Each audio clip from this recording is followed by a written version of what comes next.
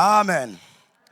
Alors, je vais un peu partager mon témoignage, parce que je pense qu'il est toujours bon de pouvoir avoir l'information d'une personne, surtout lorsque cette personne a la responsabilité de pouvoir enseigner. Je suis né, j'ai grandi dans une famille de 7 enfants, normal, un peu comme tout le monde. Dans ma famille, enfin, comme tout le monde peut-être là où je viens, de 7 enfants, et je n'ai pas grandi en connaissant la parole de Dieu. Chez moi, Jésus n'existait pas. Et pendant longtemps, on a évolué comme ça. Mon père était journaliste, ma mère ne travaillait pas du tout. Et les choses se passaient très bien. Jusque-là, on n'avait jamais eu à se plaindre. Jusqu'à un moment donné, mon père est mort alors que j'avais 14 ans. Et lorsque mon père est mort, c'est comme si le diable venait de rentrer dans notre maison. On était tous détruits à l'intérieur. Vous savez, lorsque une personne de votre famille est comme un pilier, la personne qui maintient tout le monde, c'est comme si on voyait le pilier de la famille être renversé.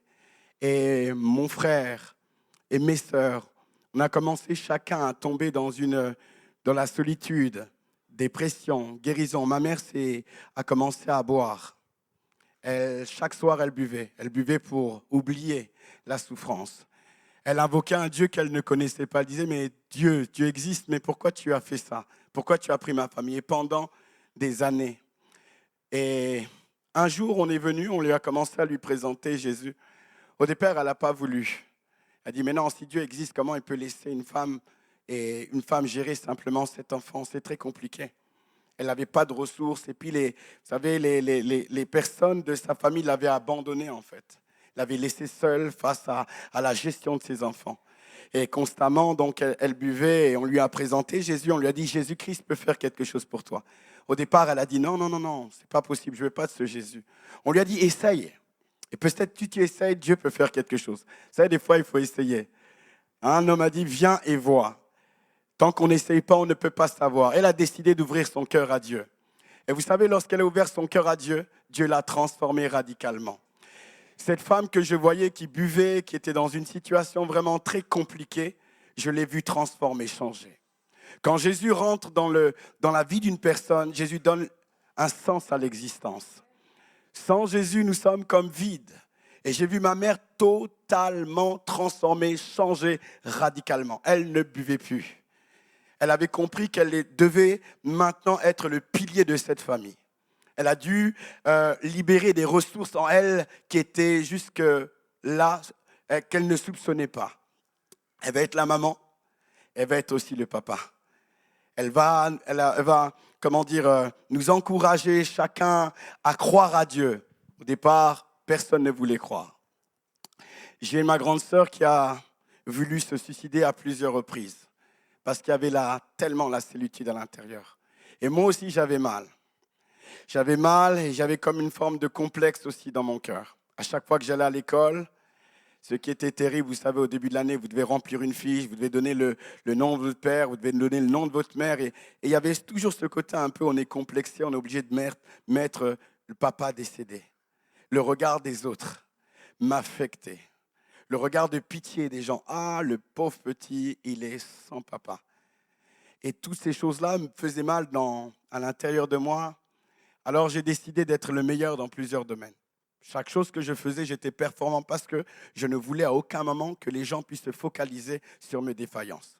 Nous sommes dans une société où des fois on porte des masques parce qu'on ne veut pas que les gens puissent identifier nos faiblesses ou des situations compliquées. Donc on doit paraître. Alors j'ai un costard-cravate, je vous assure. Des fois on peut être en costard-cravate bien habillé et détruit à l'intérieur. Mais puisque nous sommes dans une société où il faut que tout le monde nous apprécie, tout le monde nous aime, on va tout le temps paraître. Alors je paraissais, j'étais performant. Dans le rap, performant. Dans le breakdance, performant. Et aussi dans le sport. Je commençais à être le meilleur de ma génération au travers le football. Je commençais à jouer, je remportais des victoires et les gens n'identifiaient à aucun moment en fait cette faiblesse. Et un jour, ma grande sœur accepte le Seigneur, je ne comprends pas. Elle vient, elle dit, j'ai rencontré Jésus dans ma vie. Je la vois aussi transformée. Ma mère vient et me dit, écoute, essaye toi aussi. Jésus dit, j'ai pas besoin. Ça marche, je joue au football, les choses passent bien et tout ça. Et voilà, j'étais en équipe de Picardie, les pré-France, équipe de France, tout ça. Je dis, mais pourquoi tu veux que j'accepte Jésus? J'en ai pas besoin. Jusqu'à un moment, j'ai compris qu'il y avait quelque chose. En vérité, j'avais un vide. Et j'ai dit, je vais essayer de découvrir qui est ce Dieu. J'ai commencé à lire la Bible. Et plus je lisais la Bible, plus ma vie commençait à être transformée, changée. Et un jour, un 31 décembre, j'ai pris la décision d'aller à l'église plutôt que d'aller en boîte de nuit. D'ailleurs, les gens me disaient qu'il n'y a que des sardines dans des boîtes. J'ai dit, là, je ne serai pas une sardine, je vais aller à l'église. Et là, je vais à l'église, et lorsque je vais à l'église, ma vie, elle est transformée radicalement. Transformée, je ne suis plus le même.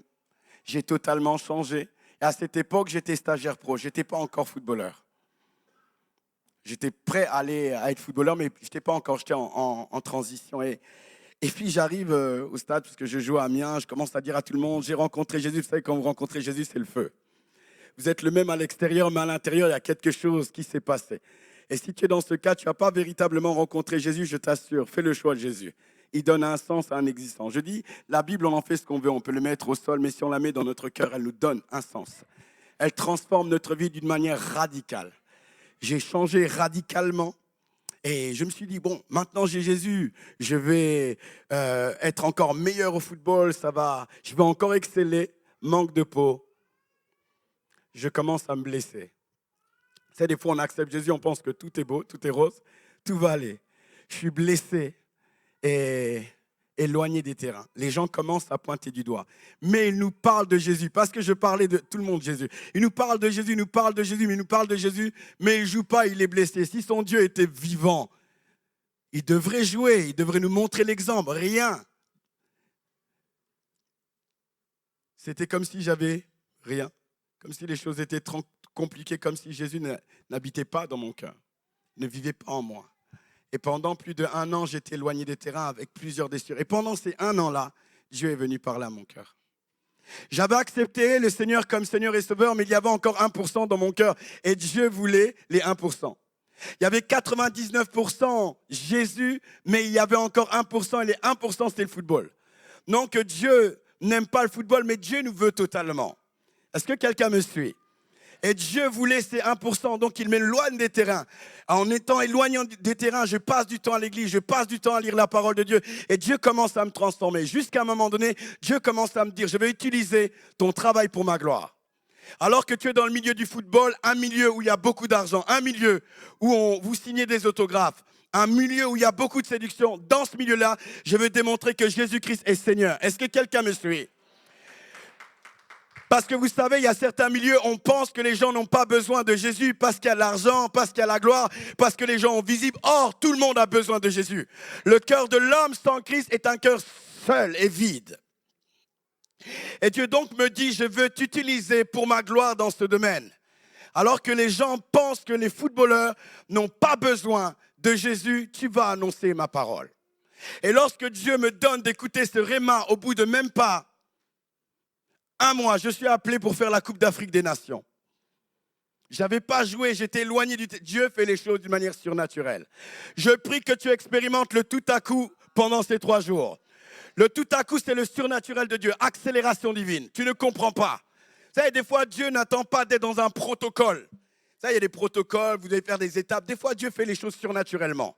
Vous retrouvez à vivre des choses, même vous pouvez vous poser des questions, comment ça se fait. Mais Dieu est un Dieu puissant. Dieu est un Dieu glorieux, il est le Dieu de l'impossible. Rien ne lui est impossible. Et je me retrouve à faire la Coupe d'Afrique des Nations. Et je joue cette Coupe d'Afrique et j'annonce l'évangile. Et les gens sont surpris, ils disent mais comment ça se fait ? Ils jouent en Europe, ils jouent en France. Pourquoi ils nous parlent de l'évangile ? Parce que selon la conception des gens, on pense que l'évangile c'est pour les pauvres. Or l'évangile c'est pas pour les pauvres, l'évangile c'est pour tout le monde. Est-ce que quelqu'un me suit ? D'ailleurs, Jésus-Christ est mort pour tout le monde. Tous les hommes, quel que soit l'âge, quelle que soit la nationalité, il est mort sur la croix afin que tout homme soit sauvé et parvienne à la connaissance de la vérité. Et j'étais transformé par cette vérité et je commence à l'annoncer. Et les joueurs autour de moi commençaient aussi à prier, commençaient à se donner au Seigneur. Parce qu'eux aussi venaient de rencontrer la puissance de Dieu. Alléluia! Et j'ai commencé à jouer. Dieu a commencé à me permettre de pouvoir annoncer l'évangile au travers de la télévision, au travers plusieurs reportages. Dieu continuait à façonner mon cœur. Il continue à transformer mon cœur. Ce qui est très intéressant, c'est que lorsque j'ai accepté le Seigneur et que j'ai signé mon premier contrat pro, certains me disaient, écoute, tu dois arrêter le foot parce que tu ne pourras pas venir le dimanche à l'église. Vous savez, nous sommes dans un temps, dans une saison où les chrétiens doivent influencer dans tous les domaines. Est-ce que quelqu'un me suit? Je dis, nous sommes dans un temps, dans une saison où les chrétiens doivent influencer dans tous les domaines. Je ne dis pas que les chrétiens doivent être positionnés partout parce qu'on est déjà positionné partout. Maintenant, il faut être influent. Est-ce que quelqu'un me suit? Il faut être influencé, c'est-à-dire on est influent lorsqu'on ne tue pas le prophète en nous. J'ai toujours dit ceci, j'ai toujours été un pasteur footballeur et jamais un footballeur pasteur. Il y a une différence. Le pasteur footballeur, Jésus est la priorité.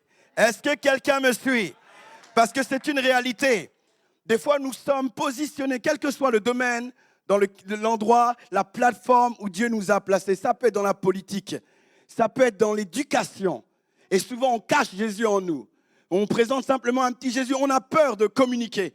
On a peur d'annoncer l'évangile. Or, il y a des hommes et des femmes autour de nous qui sont perdus, qui sont détruits, qui portent des masques. Et Dieu nous a donné à nous la vérité. Dieu nous a donné le pouvoir d'amener une famille à changer, à être transformée. Mais pour ça, il faut qu'on puisse parler. Avec sagesse, mais qu'on puisse parler. Et les gens étaient en train de me dire, non, il faut que tu arrêtes le foot. Non, Dieu m'a donné un mandat. Et j'ai commencé à annoncer l'évangile au travers mon travail. Je me souviens après, j'ai joué à Amiens et après Amiens, je suis parti à Lorient. Ma dernière année en tant que joueur de foot, Amiens était très compliqué. Le coach ne me faisait pas trop jouer, j'annonçais l'évangile et puis des fois ça dérange. Mais faisons confiance au Seigneur. J'arrive à Lorient, les gens sont surpris, ils me disent mais comment ça se fait que tu es parti à Lorient? Mais Dieu m'a appelé, Dieu m'avait dit en fait. J'arrive à Lorient, ils sont en 2e division. Je commence à réunir des joueurs chez moi comme André-Pierre Gignac, Gamero, ces joueurs qui sont en équipe de France, même Giroud, alléluia, que j'ai annoncé l'évangile. On commence à se rassembler chez moi et on commence à prier. On prie. Ils commencent à accepter Jésus-Christ. Et bizarrement, notre équipe commence à remporter des matchs. Jésus agit dans tous les domaines. Est-ce que quelqu'un reçoit quelque chose? J'aimerais vous dire que Jésus peut influencer n'importe quel domaine parce que le désir profond de Dieu, c'est de rendre l'homme heureux, quel que soit ce qu'il fait. Son aspiration profonde, c'est que tu sois dans la joie. Et il prend plaisir à te bénir dans ce que tu fais. Et on a commencé à gagner les matchs, on a commencé à remporter les matchs. Je me souviens d'un match où le premier match de André-Pierre Gignac, il a joué en équipe de France, peut-être certains de vous le connaissez. On est dans la même chambre, on est en train de prier et je dis, bon, André, Dédé on l'appelle. Je dis, Dédé, c'est ton premier match. Aujourd'hui, tu vas marquer. Bien aimé, il a mis 3 buts. Alléluia, ça a lancé sa carrière. Que quelqu'un dise, Jésus est vivant! Jésus est vivant, il a mis 3 buts. Ça a lancé sa carrière. Après, il a fait Toulouse, Marseille, équipe de France. Et j'ai plusieurs témoignages comme ça. On monte avec Lorient. On remporte des matchs. Dieu permet qu'on puisse témoigner en fait de l'évangile. 4 ans plus tard, je pars à Brest. Brest, ça faisait 20 ans. 20 ans, ils étaient en 2e division. Et entre deux, j'ai rassemblé des personnes chez moi, j'ai commencé à annoncer l'évangile et très très vite, ma maison était remplie. Et mon pasteur me dit, commence. Je savais que j'étais appelé à servir Dieu, mais pour moi, je devais commencer après le football. Vous savez, des fois, on a nos pensées. Et là, mon pasteur me dit, non, il faut que tu commences. Vas-y, j'ai dit, mais comment je vais faire? Entre les entraînements, les matchs, préparer les enseignements, tout ça, non, je ne peux pas. Commence. Et là, je commence, et l'église commence, et puis l'église commence à grandir, toutes ces choses. Et à la fin de mon contrat à Lorient me dit, bon, écoute, on va on va pas te garder. Et tous les joueurs qui étaient avec moi, tous les joueurs sans exception, ont été à Marseille, Monaco, Saint-Étienne, tous des grands clubs. Maintenant, je me retrouve face à une difficulté. Il y a une œuvre qui a commencé et dans cette œuvre-là, je suis pasteur. Qu'est-ce que je dois faire? Alléluia. J'ai dit, on est prophète d'abord. Alléluia. Et footballeur. Pasteur et footballeur. À partir de là, je change complètement mes plans. Les différents clubs où le Seigneur me conduit sont influencés d'abord par ma vocation pastorale. Donc je pars en deuxième division, les gens me disent « Qu'est-ce que tu vas faire en deuxième division ?» Tu étais en première division, en Ligue 1, tu vas en Ligue 2, mais qu'est-ce que... Vous savez, un Dieu est un Dieu puissant. Je mets mes pieds à Brest, on était en Ligue 2 à l'époque, ça faisait 20 ans. Je commence à prier avec un joueur qui s'appelle Bruno Grougy. On prie. Il y a un joueur qui est là, Nolan Roux, qui a joué à Lille et tout ça. Il nous voit prier, il dit « Est-ce que je peux prier avec vous ?» Je dis « Oui, mais bien. » Il commence à prier, il marque. Il dit « Non, ce n'est pas possible. Ça doit être un hasard. Mais avec Dieu, il n'y a pas d'hasard. » Deuxième match, il revient encore. Il marque. Il dit « Non, non. » Et toute l'année, il a prié et il a fini meilleur buteur. Est-ce qu'on peut acclamer pour le Seigneur? Il a fini meilleur buteur. Et ce qui était extraordinaire, j'ai toujours cru que pour impacter un maximum de monde, il fallait être forcément dans une grande ville. Et là, Dieu m'a totalement confondu parce que lorsque je suis parti jouer à Brest en Ligue 2, c'est là où il y a eu le plus de reportages sur moi. Il y avait des semaines où on devait choisir entre Canal+, TF1, M6. Là, on ne peut pas vous prendre, on a déjà pris Canal+. Est-ce que quelqu'un me suit? Ce n'est pas des choses qu'on recherche, c'est Dieu qui amène ces choses. Parce que Dieu veut parler en fait à la nation. Et il y avait un moment bien précis où Dieu voulait communiquer, dire qu'il est présent, qu'il est puissant. Et des fois, Dieu permet à ce que des personnes connues puissent annoncer l'évangile pour crédibiliser le reste. Amen. Vous voyez, en France, c'est une nation où l'évangile n'est pas encore connu, comme peut-être aux États-Unis ou dans d'autres pays. Et souvent, on a besoin de certaines voix qui vont crédibiliser le reste. Amen. Joseph est arrivé en Égypte. En Égypte, parce qu'il était crédible, Jacob a pu être sauvé. Alléluia.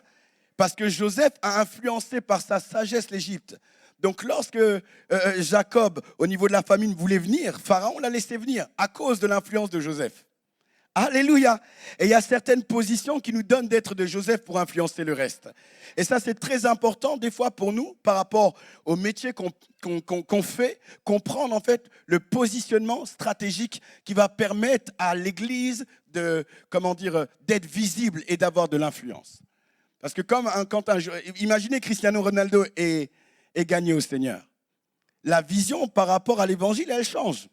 S'il est né de nouveau, il dit je marche selon Dieu. Jésus est mon Seigneur, je vous assure qu'on va regarder les chrétiens d'une manière différente. Parce qu'il est dans une position stratégique qui crédibilise le reste. Alléluia. Est-ce que quelqu'un me suit? Amen. Donc j'arrive à Brest, on commence à monter. Les gens sont étonnés. Le maire dit lui-même veut se convertir. J'ai trouvé ça vraiment super. Parce qu'il a vu la main en fait du Seigneur agir dans ce domaine-là. Amen. Donc j'ai concilié vraiment mon travail de footballeur avec ma vocation pastorale. Je me souviens un jour, j'enseigne sur le chrétien et le travail et je dis bien, voilà, Dieu veut qu'on soit actif. L'activité est un gain précieux. Et il faut toujours dans nos choix faire en sorte que Jésus-Christ soit la locomotive. Parce que nous sommes dans une génération où on place le travail avant en fait les choses de Dieu. Et le soir même, un club m'appelle du Qatar et me propose 2 millions pour aller là-bas.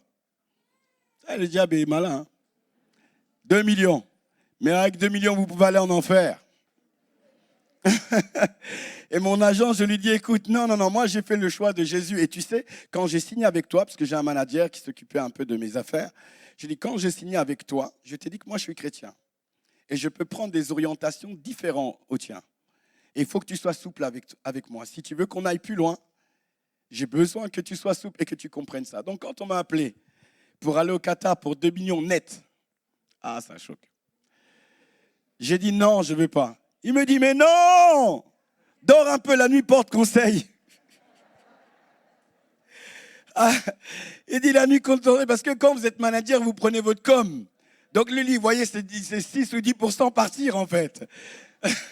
Donc il dit non, non, non, réponds pas trop vite, la nuit porte conseil. Heureusement que c'est le Saint-Esprit qui porte conseil. Alléluia. J'ai vu tellement de joueurs prendre des choix très compliqués et vivre des choses tellement difficiles. Des divisions dans les foyers, se retrouver à expérimenter des choses très compliquées parce que maman est devenue un Dieu en fait. Et les gens sont prêts à laisser Dieu pour ces choses-là. Or, il n'y a rien dans ça. L'essentiel, c'est celui qui est en haut. Quelque temps après, j'arrête ma carrière. Je vais à Laval. Je finis Laval. Je finis de jouer. Entre deux, Brest descendent en deuxième division. Ils sont en deuxième division. J'ai arrêté depuis 6 mois.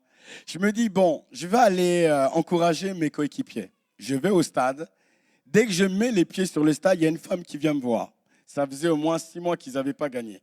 Elle vient me voir, elle m'appelle pasteur. On m'a toujours appelé Oscar ou Scaro.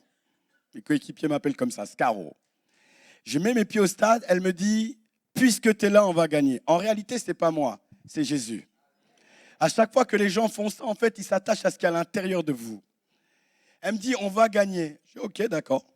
Et à la mi-temps, je descends, je vais voir les joueurs, je les encourage un petit peu, et puis ils gagnent le match. Ils gagnent le match, ça faisait longtemps. Et là, le président, qui est un homme vraiment influent, un homme d'affaires, vient me voir. Il me dit, tu sais, quand tu es descendu voir les joueurs à la mi-temps, j'ai eu une vision. Il ne connaît pas Dieu, mais il a une vision. Il ne connaît pas Dieu, mais il a eu une vision. Il a une vision et il vient me voir avec l'entraîneur. Ils me disent non, franchement, là, on va descendre. C'est très compliqué. On ne va pas réussir à se maintenir. Est-ce que tu ne peux pas venir nous aider? Parce qu'on a besoin d'un leader et ça part dans tous les sens. Je regarde l'entraîneur, je dis oui, mais là, en fait, je suis rentré vraiment pasteur à plein temps. Donc, si je viens, c'est à mes conditions. Ils m'ont dit pas de problème. Et ils ont créé un poste pour moi.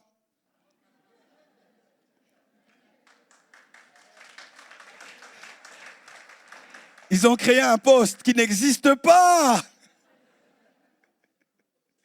Dieu fait des choses étonnantes. Ils m'ont dit, écoute, tu viens, tu vas influencer un petit peu les joueurs. Alors, avant chaque match, je faisais des prédications. Waouh!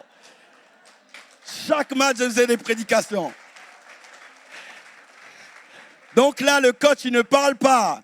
Le coach ne parle pas, il dit, vas-y, parle. Donc j'amène les joueurs là et puis on commence à parler. Je commence à les exhorter. J'exhorte sur le courage, sur la persévérance, sur des valeurs en fait bibliques qu'on peut retrouver en fait dans le sport, sur la capacité à se fédérer. Et je prie avec d'autres joueurs aussi dans les coulisses.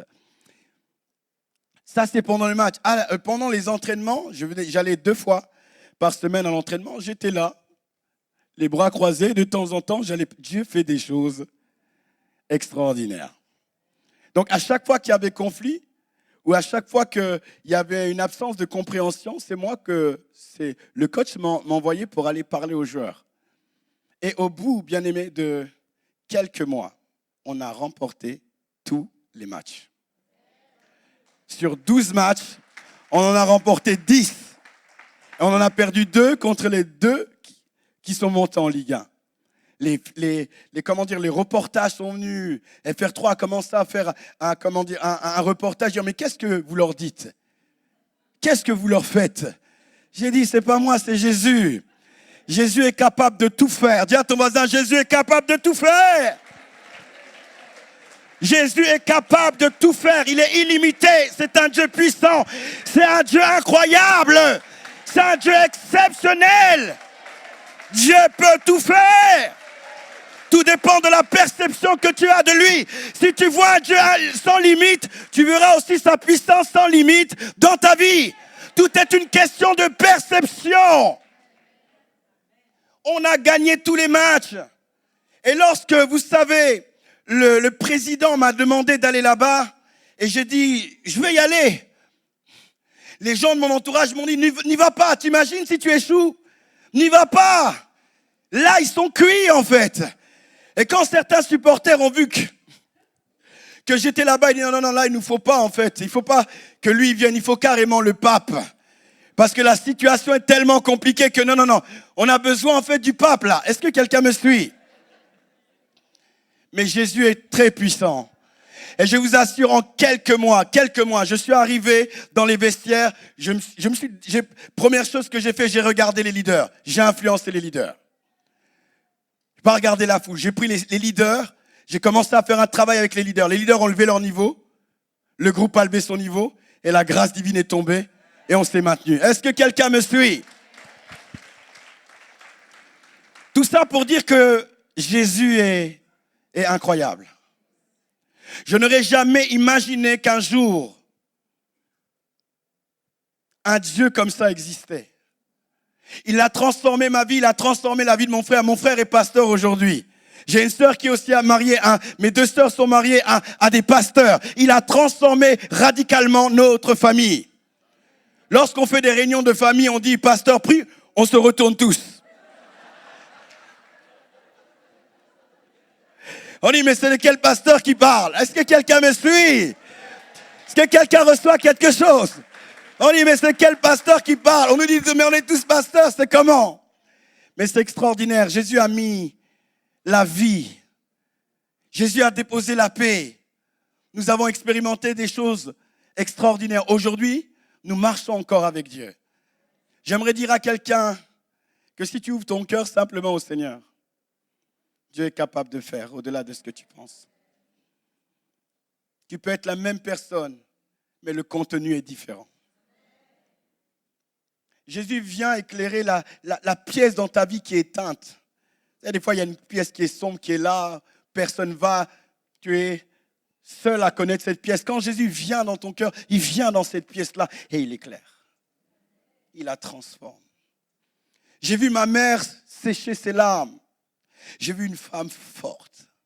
Elle avait pris la résolution, quel que soit ce qu'elle était en train de vivre, de ne pas fléchir les genoux. Vous savez, lorsque vous êtes leader, vous pouvez être face à des secrets. Mais vous devez tenir ferme à cause de votre Dieu. Et parce qu'il y a beaucoup de gens derrière vous. Est-ce que quelqu'un me suit? Et ma mère était cette femme forte. Ce n'était pas évident. Elle croyait en Dieu. Et pour elle, depuis qu'elle avait accepté le Seigneur, elle avait décidé de ne pas montrer ses faiblesses, mais de s'attacher à Dieu, avec cette certitude que Jésus-Christ est capable de faire. Et j'aimerais parler à certains leaders. Vous savez, des fois, on a des combats secrets.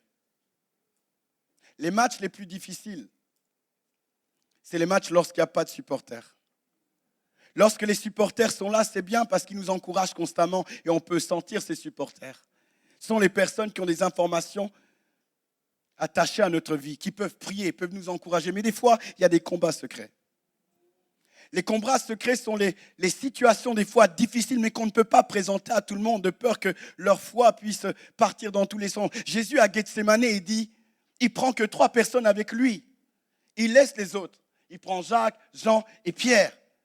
Il dit, mon âme est triste à la mort. Et il ne donne pas cette information à tout le monde, parce que tout le monde ne peut pas entendre cette information. Il part encore plus loin, il est dans le secret. Il sent la pression, les choses sont difficiles. Mais il dit, il ne peut pas fléchir les genoux parce qu'il a une grande responsabilité. J'ai à cœur de dire à quelqu'un ici, alors que tu vis des choses très difficiles, il faut que tu tiennes bon. Il faut que tu serres les dents. Dieu est un Dieu puissant et l'alliance qu'il a fait avec toi, Dieu t'amènera jusqu'au bout.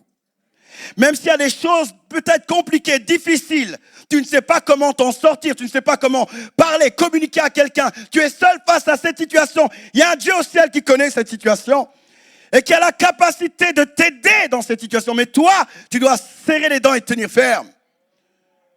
Même lorsqu'on est dans le noir et la nuit, le jour finit par éclairer. Mais nous devons rester fermes, attachés et dire, Seigneur, je sais que c'est difficile, mais je sais que tu es un Dieu puissant et tu as la capacité de changer cette situation. David, on avait tout brûlé. Les gens voulaient le lapider. La Bible dit qu'il s'est appuyé sur l'Éternel. Il a dit, Seigneur, est-ce que je repartirai pour récupérer? Dieu lui a dit, va, parce que tu vas tout récupérer. Est-ce que quelqu'un m'entend? Il pleurait. Son environnement voulait le lapider. Mais Dieu lui a donné une parole. J'ai une parole pour quelqu'un. Tu vas tout récupérer. Mais tu dois être fort. Tu dois te fortifier. C'est vrai, tu ne peux pas présenter tout à tout le monde. Mais Dieu est le Dieu des coulisses. Il est celui qui voit là où ce que les gens ne voient pas.